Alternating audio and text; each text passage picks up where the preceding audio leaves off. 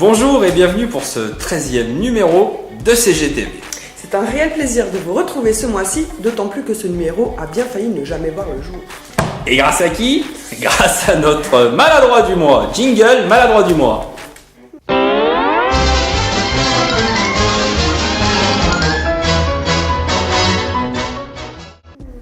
Puisque notre collaborateur a malencontreusement éclaté notre caméra au sol. À 2 minutes de l'arrivée d'Arnaud Montebourg à Forgital. La classe. On retrouve immédiatement la réaction de notre trésorière à l'annonce de cette nouvelle.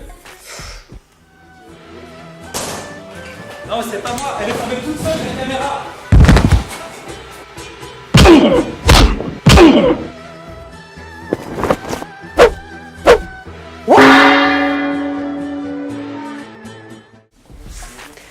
La ville s'est engagée depuis quelques années à traiter les risques psychosociaux, Les RPS, avec la mise en place d'un dispositif piloté par la direction des ressources humaines. la DRH. Devant la multiplication des situations, nous ne pouvons que constater l'inefficacité de ce dispositif. La question de la prévention n'est pas suffisamment traitée et le comble, les liens avec le CHSCT sont quasi inexistants. Alors que nos élus CGT devraient être mis au courant à chaque alerte afin de l'analyser et proposer des solutions, ce qui pourrait permettre d'éviter bon nombre de cas dramatiques. Bien sûr. Dès le départ, la CGT avait refusé de participer à ce dispositif, estimant, à juste titre, que le projet proposé n'était pas à la hauteur des enjeux. Bon, alors nous espérons aujourd'hui qu'avec la signature d'un projet d'accord cadre dans la fonction publique, la collectivité décidera enfin de mettre en place les moyens nécessaires. Sans plus attendre, nous retrouvons le professeur Maurice Psychosociaux qui va nous détailler cette problématique. Bonsoir. Les risques psychosociaux. Parlons-en. Moi j'étais scotché par mon travail sur les règles de l'échelle indiciaire. Quelque chose de chiffonnant. Enfin bon, on s'en tamponne. Parlons des risques psychosociaux en langage scientifique les repeceux. Soit A, un cadre A. B, un cadre B. Et C, les agents de la fonction publique territoriale qui constituent le tissu moléculaire du service public. Une pression s'exerçant généralement par le dessus sur le cadre A se répercute ensuite sur le cadre B. Pression, compression, répression, le tissu moléculaire risque d'exploser, certains agents également, puisqu'on parle dans ce cas-là de pression, de compression, mais également de dépression. Bon. Phénomène bien connu. Le continuum espace-temps du service public explose. Que faire? Je vous laisse deviner. Moi, je travaille sur mon échelle indiciaire. Oh, ça se casse la gueule. Eh ben, on va parler au CHSCT. Qu'est-ce que la CGT? Alors, il y a deux façons d'aborder la question. D'une part, les CGTistes, comme on les appelle, vous parleront certainement de solidarité, d'égalité, de justice, de droits des salariés. En revanche, des gens qui ne connaissent pas spécialement notre organisation et qui ne la voient qu'à travers les yeux de nos médias traditionnels auront plus facilement des a priori, voire des idées reçues, et auront plus généralement une image tronquée de ce qu'est la CGT. C'est le côté obscur de la force. Dans l'esprit de beaucoup de nos concitoyens, la CGT est toujours en désaccord, toujours à dire non à la moindre proposition du gouvernement ou de nos employeurs, comme si ce non était poussé dans nos rangs jusqu'à un art de vivre. Eh ben oui, c'est comme ça qu'on nous présente dans les médias.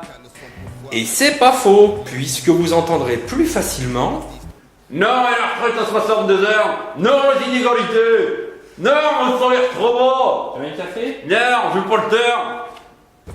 En revanche, vous entendrez plus rarement Nous sommes pour la retraite à 60 ans, pour l'égalité homme-femme et pour le SMIC à 1700 €. Tu veux un café? Ah oui, je veux bien, avec un sucre. Eh ben on voit bien la stratégie, on passe pour d'affreux ronchons réactionnaires. Alors que si on y prête attention, on se rend compte très rapidement que nos revendications sont résolument positives, réalistes et tournées vers l'avenir. Alors, soyez vigilants. Une autre idée assez répandue, à la CGT, nous serions violents. Violent, nous? Mais pas du tout. Que ce soit clair, à la CGT, nous sommes une organisation résolument non violente et pacifique. Mais pas trop nous prendre pour des cons, sinon... On s'agace. Plaisanterie mise à part, nous sommes en droit de nous demander où se trouve la vraie violence dans notre société. Quand des actionnaires invisibles décident de fermer une usine qui pourtant fait des bénéfices colossaux, dans le seul but de faire encore plus de pognon en délocalisant la production, c'est pas violent? Quand nous voyons l'économie d'une région mise à mal, ses emplois perdus, toutes ces vies sacrifiées sur l'autel du fric à tout prix, la vraie violence, elle est là. Pour certains, la CGT est le temple de la pensée unique. Une organisation où il est interdit de penser différemment de son petit camarade, voire une secte.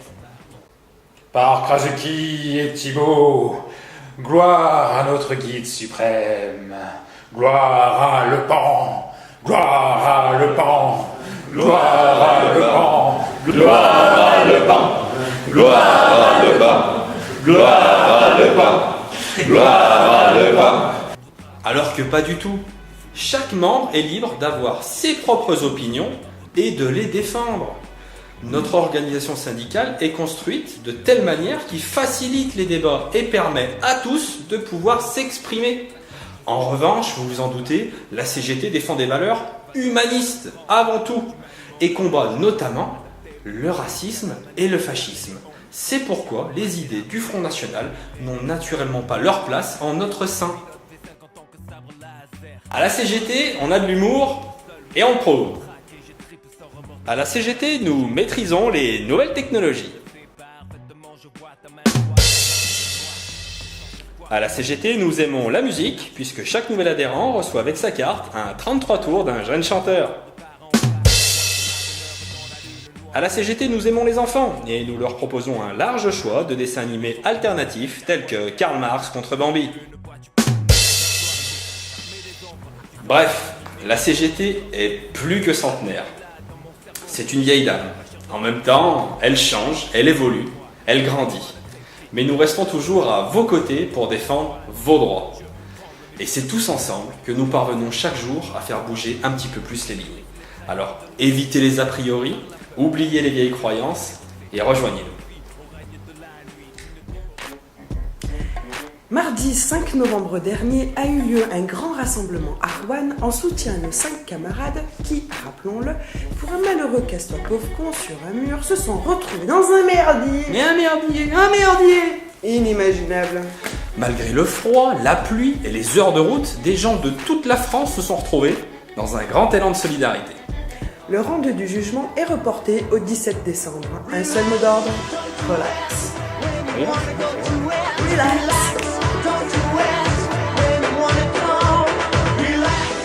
Comme toujours, c'est la solidarité et la détermination qui ont permis de renverser la vapeur. Les 14 et 15 novembre dernier, les agents du service éducation ont engagé un mouvement en soutien à leurs collègues des cantines, les ASR, pour le maintien de 3 postes habitants. Devant le nombre de grévistes, l'élu au personnel a été contrainte de répondre favorablement à leurs revendications en accordant 3 demi-postes au Soleil, au Grand Clos et Gaspard Monge. C'est avec tous les honneurs que nous accueillons la nouvelle.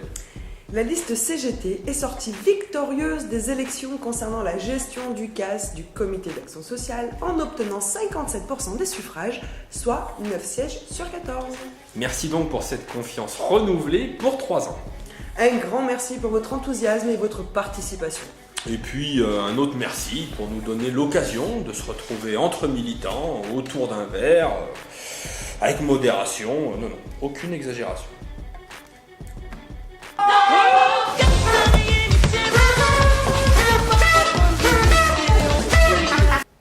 C'est une belle victoire, mais nous devons rester modestes. Modeste.